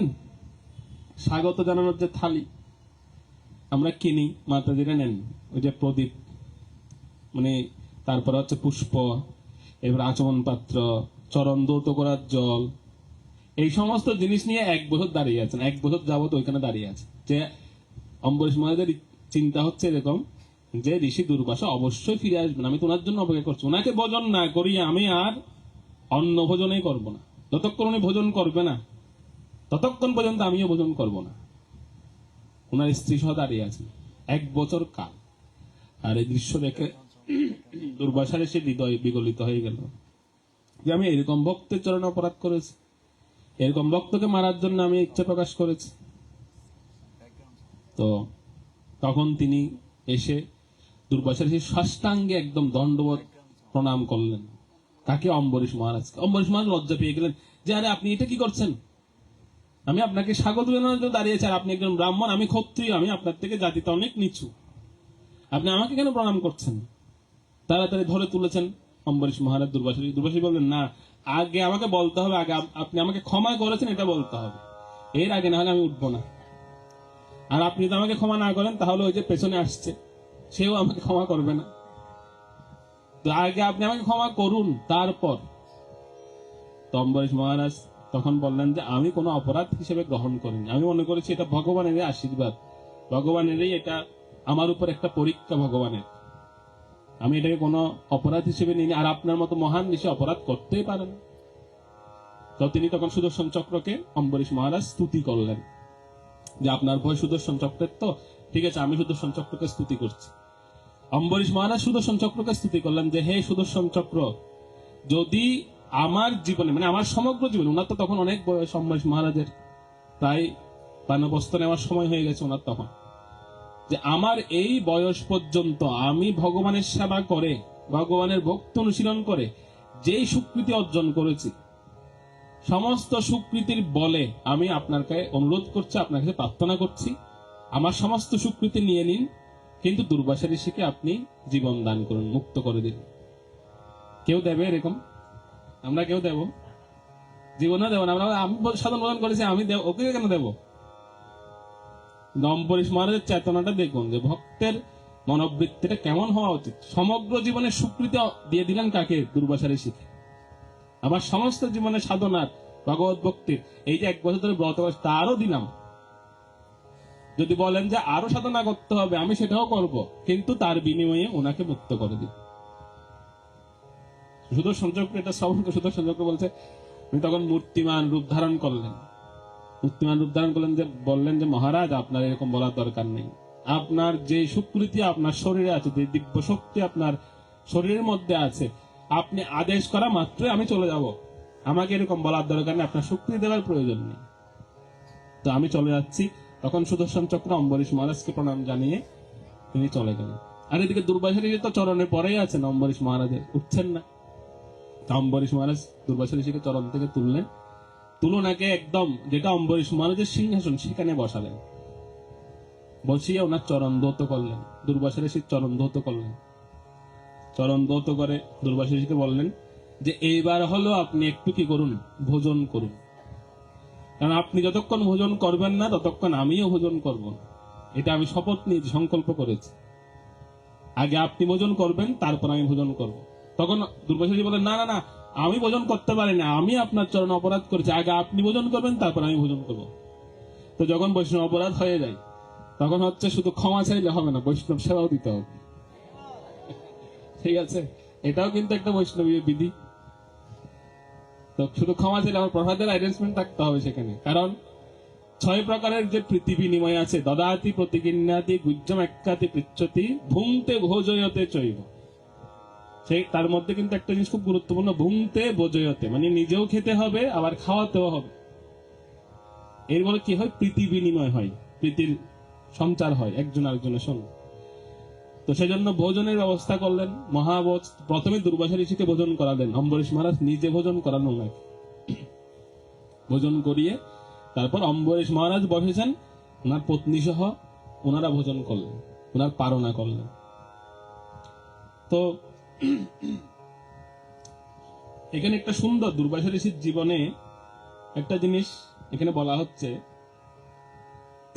দুর্বাসা ঋষি যখন ভগবানকে বলছিলেন, ভগবানের সঙ্গে যখন কথোপকথন হচ্ছিল দুর্বাসা ঋষি, তখন দুর্বাসা ঋষি একটা সুন্দর প্রশ্ন করেছিলেন ভগবানকে। এটা হচ্ছে এই যে এই উপাখ্যানটা শুনলেন, এর শিক্ষাগুলো বলছে। তিনি ভগবানকে জিজ্ঞেস করেছেন, আচ্ছা প্রভু, আমার জীবনে আমি অনেক তপস্যা অর্জন করেছি, অনেক বিদ্যা অর্জন করেছি, আমি এরকম ভুল কিভাবে করলাম? মানে আমি তো ওনাকে পরীক্ষা করতে গিয়েছিলাম, কিন্তু পরীক্ষা করতে গিয়ে আমি এত বড় ভুল কিভাবে করে বসলাম, নিজেকে কন্ট্রোল করতে পারলাম না কেন? তো এটা একটা শিক্ষা আমাদের জন্য বড়। ভগবান উত্তর দিচ্ছেন খুব সুন্দরভাবে, যে এটা একটা শিক্ষা হওয়া উচিত যে কখনো বৈষ্ণবকে বা ভক্তকে পরীক্ষা করতে যাওয়া উচিত নয়। আমাদের আগে আমাকে চিন্তা করতে হবে আমি সেই স্থিতিতে গিয়েছি কিনা। আমরা তো কোনো ভক্ত হয়তো আমার সঙ্গে খুব ভালো মিশছে বা আমার সঙ্গে খুব ভালো সম্পর্ক, আমরা কি করে তাকে পরীক্ষা করা শুরু করি, ও দেখি ট্রাই করে কেমন, এই স্থিতি কেমন, একটু পরীক্ষা করে দেখি। কখনো এ ভুল করতে পারবেন, দুর্বাসা ঋষির মতো অবস্থা হবে। দুর্বাসা ঋষি তিনি অম্বরীশ মহারাজকে পরীক্ষা করতে গেছেন, ভালো কথা, করতেই পারেন ব্রাহ্মণ হিসেবে, কিন্তু একটা স্থিতি পর্যন্ত, একটা লেভেল পর্যন্ত গিয়ে ওনার স্টপ হয়ে যাওয়া দরকার ছিল, কিন্তু হননি, আর যার পরিণতি হচ্ছে। তো ভগবান ওনাকে উত্তর দিচ্ছেন, কেন তুমি এত বড় ভুল করলে, এত বড় তপস্বী বা এত বিদ্বান হওয়ার পরও ভুল করলে কেন? তার কারণ হচ্ছে তোমার তপস্যা বা বিদ্যা এই দুটো ছিল, কিন্তু একটা জিনিস ছিল না তোমার শরীরে, সেটা হচ্ছে নম্রতা ছিল না। নম্রতার বড়ই অভাব ছিল। যে ভগবান তখন বললেন, যদি কোনো বিদ্বান বা তপস্বী ব্যক্তির স্বভাবে নম্রতা না থাকে, তবে তার করা বিদ্যা বা তার অর্জন করা তপস্যা এই সব কিছু কি রূপ ধারণ করে জানেন? ভয়ঙ্কর রূপ ধারণ করে। আমরা একটা শব্দ বলি না, বিদ্যা দদাতি বিনয়। বিদ্যান ব্যক্তি সবসময় বিনয় হয়, বিনয়ী হন। মানে ফলবন্ত বৃক্ষ কিরকম থাকে? সবসময় ঝুঁকে থাকে, নুয়ে থাকে। তো একজন ব্যক্তি বিদ্বান বা একজন ব্যক্তি ভালো তপস্বী বুঝবেন কিভাবে? উনি নম্র থাকবে, স্বভাবে উগ্র থাকবে না। তো দুর্বাসা ঋষিকে ভগবান বললেন যে তোমার বিদ্যা ছিল ভালো, তোমার তপস্যা ছিল ভালো, কিন্তু নম্রতা ছিল না, তুমি উগ্র ছিলে, সেজন্য তুমি এত বড় একটা ভুল করলে, এত বড় তপস্যা হওয়ার পর। তো বিদ্যা থাকলে হবে না, শুধু সঙ্গে সঙ্গে নম্রতারও প্রয়োজন আছে, সেটা এখানে বলা হচ্ছে। আর এই বিষয়টা ওনার জীবনে বিনাশ ডেকে এনেছে, সেজন্য তুমি অপরাধ মোচন হও। তো তখন অপরাধ মোচন করলেন দুর্বাসা মুনি। অম্বরীশ মহারাজের কাছে বারবার ক্ষমা চাচ্ছিলেন, আসার আগেও বারবার ক্ষমা চাচ্ছিলেন। এবং তিনি তখন বললেন যে মহারাজ, আমি আপনার জীবনী থেকে দুটো গুণ শিখেছি। দুর্বাসা ঋষি মহারাজ অম্বরীশ মহারাজকে বললেন, আমার জীবনে আমি দুটো শিক্ষা আপনার জীবন থেকে নিলাম, দুটো গুণ আমি আপনার জীবনে দেখেছি। অম্বরীশ মহারাজের জীবনে দুটো গুণ দুর্বাসা ঋষি দেখেছিলেন। কি গুণ? প্রথম গুণটা হচ্ছে আপনি হচ্ছেন বিনীত, আপনার মধ্যে বিনয় দেখেছি আমি। এত বড় সাগরা পৃথিবীর অধিষ্ঠ হওয়ার পরেও আপনি ছিলেন বিনীত, আপনি উগ্র ছিলেন না। আর দ্বিতীয় গুণ হচ্ছে আপনি ছিলেন অমানী। অমানী মানে কিরকম? যে আমি অপরাধ করেছি, কিন্তু আপনি আমাকে কোনরূপ শাস্তি না দিয়ে বরং আপনি আমার চরণদৌত করছেন। আচ্ছা একবার ভাবুন তো, আমরা যদি অম্বরীশ মহারাজ জায়গা থাকতাম, আমরা কি বলতাম? যখন তিনি সব কিছু ঘুরে টুরে আমার কাছে আসতো, তখন আমি কি বলতাম? আর কোনোদিন করবে? হ্যাঁ, আমরা কিন্তু এরকমই বলতাম। শিক্ষা হয়েছে এবার, আর যেন কোনোদিন, আমরা কিন্তু এরকমই বলতাম আমরা তো অম্বরীশ মহারাজ জায়গা থাকতাম। কিন্তু অম্বরীশ মহারাজ কি বলেছেন?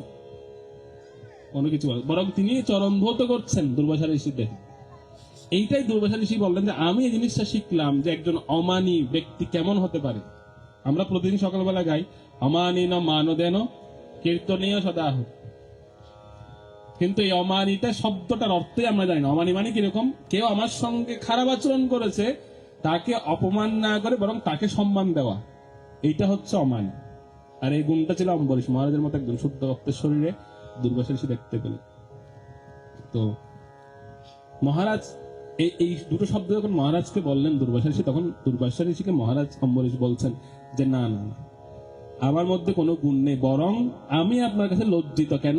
আমি আপনাকে কষ্ট দিয়েছি, 1 বছর আপনাকে পরিভ্রমণ করতে হয়েছে বিভিন্ন লোকে আমার কারণে, এটা আমার কারণে ঘটেছে, তাই আমার তো একটা শাস্তি পাওয়া উচিত। অম্বরীশ মহারাজ বলছে, দেখুন উনি কেন শাস্তি পাবেন, কিন্তু উনি নিজে বলছেন যে আমার একটা শাস্তি পাওয়া উচিত। কি শাস্তি? যে আমি আর এই রাজ্যে রাজা হিসেবে থাকবো। অম্বরীশ মহারাজ বলছে, আমি আর এই রাজ্যে রাজা থাকবো, আমি আমার এই রাজ্য হস্তান্তর করতে চাই। আমি রাজা বলে আজকে আমার মধ্যে অভিমান আসছে, আর আমার কারণে আপনার মধ্যে একজন তপস্বী 1 বছর যাবৎ না খেয়ে ভ্রমণ করেছেন, কষ্ট পেতে হয়েছে আপনাকে। সুতরাং আমি মানে ভক্তের মহানতা দেখুন কেমন।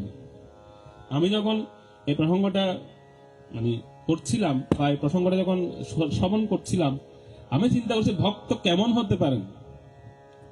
উনি কোনো দোষ করেনি, কিচ্ছু করেনি, উনি তো রাজ্যভোগ করতে পারতেন এবং রাজার সে প্রজাদেরকে সবাইকে বোঝাতে পারতেন যে দেখেছ আমার সঙ্গে পাঙ্গা নিতে আসলে কিন্তু খবর আছে, আমি কিন্তু সাধারণ কেউ নই। দুর্বাসা ঋষির মতো মহান ঋষিকে আমি 7 ঘাটের জল খাইয়ে এনেছি, আর তোমাদের কি কথা, এরকম বলতে পারতেন তিনি। কিন্তু তিনি কি বললেন?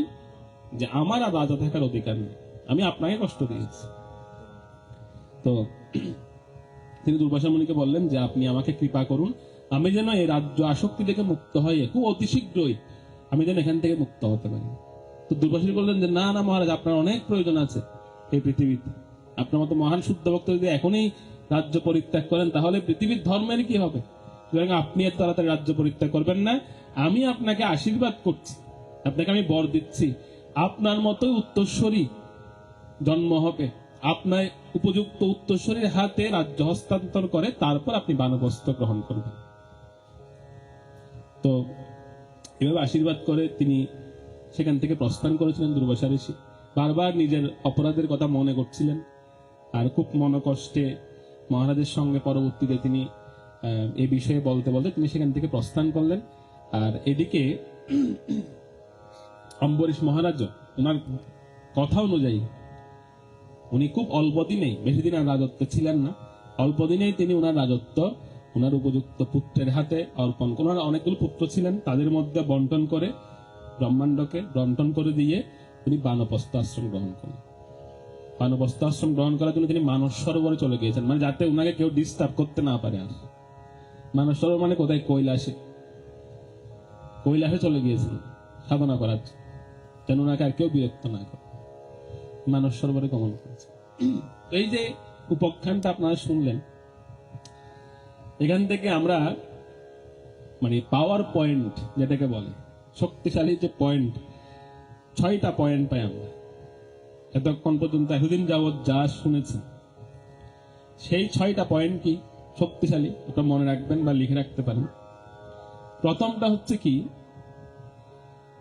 যে আমরা যেন কখনো কোনো বৈষ্ণবের জাতি বুদ্ধি না করি। জাতি বুদ্ধি মানে এরকম, আমি ব্রাহ্মণ, এ হচ্ছে ক্ষত্রিয়, বা এ হচ্ছে বৈশ্য, বা এ হচ্ছে শূদ্র, অথবা আমি হচ্ছে বাংলাদেশি, এ অমুক দেশি। এরকম জাতিভেদ বৈষ্ণবের প্রতি না করা উচিত। যেমন এখানে দুর্বাসা ঋষি করেছিলেন অম্বরীশ মহারাজের প্রতি। দুর্বাসা ঋষি মনে করেছেন আমি তো ব্রাহ্মণ, আমি চাইলে ওকে পরীক্ষা নিতে পারি, যা খুশি করতে পারি। দুর্বাসা ঋষি করেছেন জাতি বুদ্ধি বৈষ্ণব।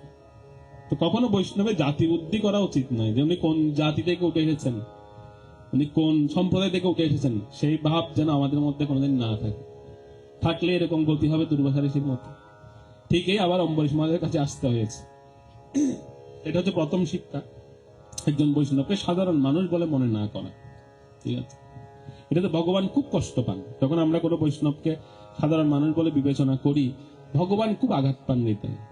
তো এটা প্রথম শিক্ষা থাকা উচিত আমাদের, বৈষ্ণবে জাতি বুদ্ধি করা উচিত। দ্বিতীয়ত হচ্ছে, কোন বৈষ্ণব চরণে যদি অপরাধ হয়ে যায় কোনো কারণে, সেখানে ব্রহ্মা, শিব বা কোনো দেবতা পর্যন্ত রক্ষা করতে পারে না। এটা আমরা শিক্ষা পেলাম। এটা গরুর পুরাণে খুব সুন্দর বর্ণনা আছে, আপনারা চাই গরুর পুরাণে পড়তে পারেন। সেখানে এই প্রসঙ্গটা বলা আছে যে কারা কারা রক্ষা করতে পারে না। তো ওখানে একদম একটা লিস্ট দেওয়া আছে, দেবতাদের সব নাম দেওয়া আছে, যে যে দেবতাদের তোমরা খুব শক্তিশালী মনে করো, কোন দেবতা রক্ষা করতে পারে না যদি কোনো বৈষ্ণব চরণে অপরাধ হয়। খুব সাবধান থাকতে হবে। তৃতীয় শিক্ষা হচ্ছে, বৈষ্ণবে যদি অপরাধ হয়, স্বয়ং ভগবান তখন সেই ব্যক্তিটাকে দণ্ডদান করেন। কে দণ্ড দেন? স্বয়ং ভগবান দেন। কোন বৈষ্ণবের চরণে যদি আমি অপরাধ করে ফেলেছি, বৈষ্ণব তো দেবে না, বৈষ্ণব তো দয়ালু, বৈষ্ণব কখনো অভিশাপও দেন না, কিন্তু ভগবান সহ্য করেন না, ভগবান দণ্ড দেন। সেই ব্যক্তিকে ভগবান শাস্তি দেন, সেই ব্যক্তি ভগবানের কাছ থেকে শাস্তি প্রাপ্ত। এরকম অনেক উদাহরণ আছে, আমি বলছি না।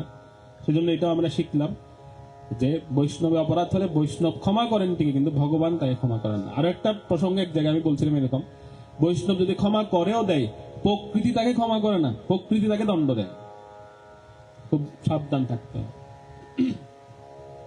তো চতুর্থ শিক্ষা হচ্ছে কি, বৈষ্ণবকে ভ্রান্তভাবে দর্শন করা উচিত নয়, ভুলভাবে। ভ্রান্ত মানে হচ্ছে ভুলভাবে দর্শন করা উচিত নয় বৈষ্ণবকে। একজন বৈষ্ণব তিনি ধরেন অনেক রকমের অনেক কার্য তিনি করতে পারেন, কিছু কিছু কার্য বিচিত্র মনে হতে পারে আমার কাছে। যেমন আপনারা যদি আফ্রিকান বৈষ্ণবদেরকে দর্শন করেন, তখন দেখবেন ওনাদের পোশাক পরিচয় বা নৃত্য বা ওনাদের চাল চলন একটু অদ্ভুত রকমের মনে হয়। ওনাদের এটা দেশীয় সংস্কৃতি এরকম। তো সেটা দেখে যদি আপনি মনে করেন বা কিসের বৈষ্ণব, ভ্রান্ত বুদ্ধি। বৈষ্ণবের কার্যকলাপ দেখে অনেক সময় ভ্রান্ত মনে হতে পারে আমাদের, উনি এরকম কার্য কিভাবে করেন। হ্যাঁ, কিছু কিছু আছে যারা দেখবেন হয়তো পোশাক পরিচ্ছদ বৈষ্ণবের মতো পড়েছেন, কিন্তু কার্যকলাপ খুব জঘন্য করতেন। তাদের বিষয়টা আলাদা, তারা বৈষ্ণব নন, তারা বৈষ্ণব নন। যেমন কেউ কেউ আছে এরকম, যে যারা অর্থের বিনিময়ে কোনো কার্য করেন, অর্থবিদ্য কোনো স্বার্থ তারা দেখেন না, কেবল অর্থের বিনিময়ে কার্য করেন। বা অনেক সময় দেখা যায় আমাদের অনেক ভক্তরা এরকম বলতে দেখেছি যে খুব, যেমন যারা একটু দরিদ্র ভক্ত আছেন, মানে আর্থিকভাবে একটু দুর্বল, তারা যদি কোনো কার্য করতে যান, অনেক সময় আমাদের কিছু তথাকথিত নামদারি বৈষ্ণবদের দেখা যায় তারা ডিমান্ড করে তাদের থেকে যে এত টাকা দিলে আমি এই কাজটা করে দেবো, নাহলে হবে না। মানে এই ভক্তরা দিতে পারছে কিনা সেটা উনি দেখেন না। তো এদের কথা বলছি না, এরা বৈষ্ণব নামদারি মাত্র। কিন্তু এছাড়াও অনেক সময় দেখা যায় কিছু কিছু বৈষ্ণব আছে, মানে কিছু কার্য করেন যেন অদ্ভুত মনে হয়, তবে ভ্রান্ত হবে তাকে দর্শন করা উচিত না। যেন দর্শন করার প্রক্রিয়াটা কি, 6 নম্বর শিক্ষা বলা হচ্ছে যে বৈষ্ণবকে দেখতে গেলে বা বুঝতে গেলে ভগবানের কৃপা প্রয়োজন, যেটা দুর্বাসা ঋষি পেয়েছিলেন। উনি সবার শেষে গিয়েছেন ভগবানের কাছে, আর ভগবান যতক্ষণ ওনাকে আশীর্বাদ করে বুঝিয়ে দেননি অম্বরীশ মহারাজ কে, ততক্ষণ তিনি বুঝতে পারেন। সেজন্য বৈষ্ণবকে বুঝতে চাইলে ভগবানের কাছে প্রতিদিন হাত জোর করে সামনে গিয়ে প্রার্থনা করে বলবেন যে প্রভু, আমার দুটো প্রার্থনা। প্রথম প্রার্থনা হচ্ছে যেন কোনো বৈষ্ণব অপরাধ না করি, দ্বিতীয় প্রার্থনা হচ্ছে যেন বৈষ্ণবকে বুঝতে পারি। আজকে থেকে দুটো প্রার্থনা করেন ভগবানের সামনে। প্রথম প্রার্থনা থাকবে যেন কোনো বৈষ্ণব অপরাধ আমার দ্বারা না হয়, আর দ্বিতীয় হচ্ছে যেন বৈষ্ণবকে বুঝতে পারি, বৈষ্ণবের কার্যকলাপ দেখে যেন বিভ্রান্তি না আসে মন, সেই কৃপা করুন। কারণ একবার যদি বিভ্রান্তি দেখে আপনার এরকম বৈষ্ণবের জাতি বুদ্ধি বা বৈষ্ণবের কার্যকলাপ দেখে যদি আপনি এরকম কোনো কমেন্টস করেন বা তাকে কোনো কটু কথা বলে দেন, তার পরিণতি খুব ভয়ঙ্কর হবে। আর এই ভয়ঙ্কর পরিণতি সম্পর্কে বোঝানোর জন্য এই যে পঞ্চম অধ্যায়টা শেষ হচ্ছে, ষষ্ঠ অধ্যায়টা কি জানেন? এরপরে অধ্যায়টা হচ্ছে সবরী মুনির পতন। সুখদেব গোস্বামীপাদ আরো সাবধান করে দিয়েছেন, নেক্সট বার যখন ভাগবত সপ্তাহ করবেন তখন ওটা বলবো। সবরী মুনির পতন হয়েছিল, তাও একই ঘটনা। বৈষ্ণবে জাতি বুদ্ধি করেছেন, গরুরদেবকে অপমান করেছিলেন, গরুরদেবকে পাখি বলে তিনি অপমান করেছেন, যে একটা পাখি সাপ খাওয়ার জন্য আমাকে ডিস্টার্ব করছে। যার কারণে ওনার মতো মহারিষির জলের নিচে হাজার হাজার বছর তপস্যা করার পরও পতন হয়েছে। সুখদেব গোস্বামী কতটা গুরুত্ব দিয়েছেন দেখুন বৈষ্ণব অপরাধকে। পুরো অধ্যায়, মানে অধ্যায়ের পর অধ্যায় তিনি শুধু এই প্রসঙ্গে বলে গেছেন যে কখনো বৈষ্ণবের প্রতি অপরাধ যেন আমাদের না। তো এই যে উপাখ্যান আপনাদের শোনালাম এবং কিছু শিক্ষা আপনাদের সঙ্গে শেয়ার করলাম, এটা মূলত আপনাদের জন্য নয়, আপনারা এই প্রসঙ্গে এর আগে উত্তীর্ণ হয়েছেন। এটা মূলত আমার জন্য আলোচনা করা হয়েছে। আপনারা বলবেন প্রভু আমাদের ঠকালেন, তাহলে হ্যাঁ ঠকিয়েছি, কিছু করার নেই। প্রসঙ্গটা মূলত আমার জন্যই করেছি, কারণ স্বাভাবিকভাবেই আপনারা হয়তো আছেন, সংসার জীবনে আছেন, পারিবারিক জীবনে আছেন, আপনাদের হয়তো বৈষ্ণবদের সঙ্গে ডিলিংস তেমন হয় না। ভক্তদের সঙ্গে অনেক সময় অনেক দেরিতে দেখা হয় বা অনেক দিন পর পর দেখা হয়। কিন্তু আমরা যেহেতু মন্দিরে থাকি বা আমাদের দায়িত্ব থাকে, অনেক সময় আমাদের ডিলিংস প্রতিদিনই করতে হয়। কোনো না কোনো বৈষ্ণব আমার থেকে আঘাত পাচ্ছে, কষ্ট পাচ্ছে, কোনো না কোনো কারণে আঘাত পান, কষ্ট পান। তো এই শিক্ষাগুলো আমার জন্য বেশি প্রযোজ্য হয় মনে করি। তো সেজন্য আপনাদের কাছে অনুরোধ থাকবে যে আপনারা আমাকে আশীর্বাদ করবেন যেন এই শিক্ষাটাকে নিজের জীবনে প্রয়োগ করতে পারে। এটা হচ্ছে আপনাদের আমাকে দেওয়া আশীর্বাদ বা বর। আর যে উপাখ্যানটা শোনালাম, এই উপাখ্যান শুনলে কি লাভ হবে সেই ফলটা একটু বলে দিই, কারণ এটা উচিত। যে কোনো শাস্ত্র বলার পরে বা আলোচনা করার পরে তার মাহাত্ম্য বলতে হয়। তো প্রথম দিন মাহাত্ম্য শুনেছেন, আর শেষের দিন আজকে মাহাত্ম্য শুনুন। এই যে উপাখ্যানটা আপনাদের শোনালাম অম্বরীশ মহারাজের, এটা শুনলে কি লাভ হবে, আমাদের কি ফল হবে। সুখদেব গোস্বামীপাদ বললেন, ইত্যত্তম, ইত্যত মানে হচ্ছে এই যে প্রসঙ্গ, ইত্যত্তম পুণ্যমাখ্যানম, এই যে পুণ্য আখ্যান, অম্বরীশস্য ভূপতে, অম্বরীশ মহারাজের যে পুণ্যবতী যে আখ্যান আপনারা শুনলেন, সংকীর্তন অনুধ্যায়ন ভক্ত ভাগবত ভবে। এই উপাখ্যানটি যারা শুনবেন, এই অম্বরীশ মহারাজের পবিত্র জীবনী যারা শ্রবণ করেছেন, আপনারা যারা শুনেছেন, তাদের কি হবে দেখুন। যারা শুনেছেন, অথবা এখানে বলা হচ্ছে অথবা যারা কীর্তন করেছেন, মানে আমার কথাও আছে সেখানে, ঠিক আছে। যারা শুনেছেন এবং যারা কীর্তন করেন তাদের কি হয়? অথবা যারা এই যে অনলাইনে যারা শুনছেন তাদের প্রসঙ্গ বলছে, বলতে অনুক্ষণ যারা চিন্তা করছেন তারা তো আমাকে সরাসরি শুনতে পাচ্ছেন না, বা আমাদের সঙ্গে সরাসরি এখানে বসে শুনতে পাচ্ছেন না। ওনারা হচ্ছেন কি অনলাইনে শুনতে শুনতে চিন্তা করছেন, তাহলে তার মানে অনুক্ষণ চিন্তা হয়ে যাচ্ছে ওনাদের। তিনজন, একজন হচ্ছে যিনি কীর্তন করবেন, যারা শুনবেন, আর যারা অনুক্ষণ চিন্তা করবেন, তাদের কি ফল হবে? বলা হচ্ছে তিনি অবশ্যই ভগবানের শুদ্ধ ভক্ত হবেন। সুতরাং আর কোনো ভয় নেই, আপনারা অলরেডি ভক্ত হয়ে আছেন। তো এখানে সুখদেব গোস্বামী একদম বলে দিলেন পঞ্চম অধ্যায় 27 নম্বর শ্লোকে যে তারা ভগবানের শুদ্ধ ভক্ত হয়ে যাবে। তো আমরা এখান থেকে অনেক অনেক শুদ্ধ ভক্ত দেখতে পাচ্ছি, যারা অলরেডি শুদ্ধ ভক্ত হয়ে গেছেন এই কথা শুনতে শুনতে। এরপরে শ্লোকে আরো সুন্দর কথা বললেন, আর কি ফল হবে? অম্বরীশস্য চরিতম ইয়ে শৃণ্বন্তি মহাত্মন, যিনি অম্বরীশ মহারাজের এই চরিত্র শ্রবণ করেন ভক্তি সহকারে, যারা ভক্তি সহকারে ভক্ত অম্বরীশ মহারাজের চরিত্র শ্রবণ করেন, তারা কি হয়? ইয়ে শৃণ্বন্তি মহাত্মা, তারা মহাত্মায় পরিণত হন। মানে তা আসতে একটু জোরে বলবেন, ঠিক আছে? কারণ এখন এখন হচ্ছে মাহাত্ম্য বলা হচ্ছে, ফল বলা হচ্ছে। ফল যখন বলা হয় তখন একটু জোরেই বলতে হবে। তারা মহাত্মায় পরিণত হবেন, আর কি? মুক্তিং প্রয়ান্তি তে সর্বে ভক্তিয়া বিষ্ণু প্রসাদত, যে তারা মহাত্মায় পরিণত হয় এবং তারা অচিরেই মুক্ত হয়ে ভগবানের লোকে গমন করেন। এই হচ্ছে প্রাপ্তি। ভগবানের ভক্ত হয়ে যান, ভগবানের লোকে তারা গমন করেন।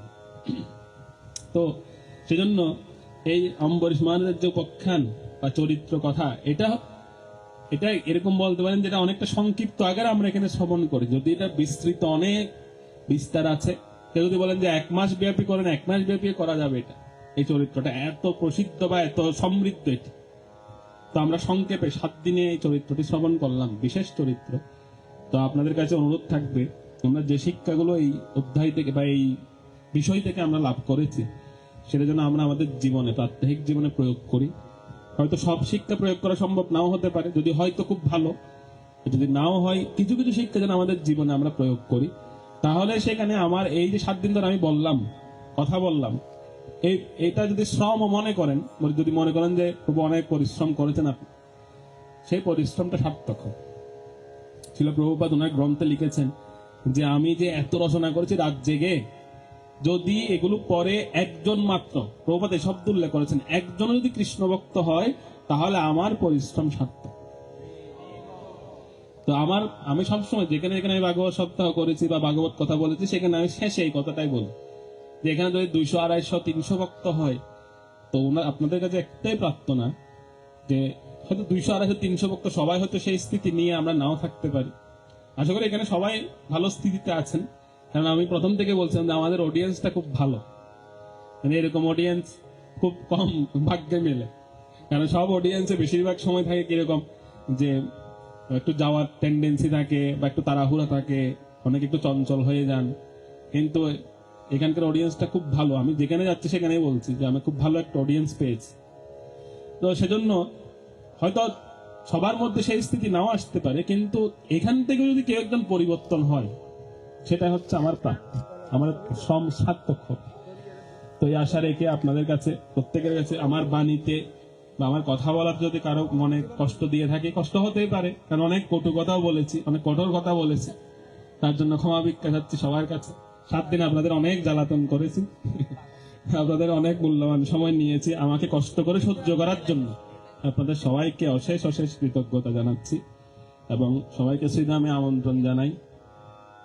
শ্রীধামে আপনারা সকলে আসবেন এবং এই যে মন্দির, গৌরনিতাই ভগবান এবং জগন্নাথ বলদেব সুভদ্রা মহারানী আছেন, তো এটা দেখে অনেক সময় খুব খারাপ লাগে যে উনি কিভাবে আছেন, ভগবানের মতো নেই, কিন্তু এখানে খুব কষ্টে আছেন।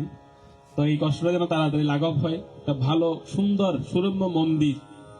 আমি বলছিলাম না যে এখানে এই যে মঞ্চ নড়ছে দেখতে পাচ্ছেন, ভয় লাগে।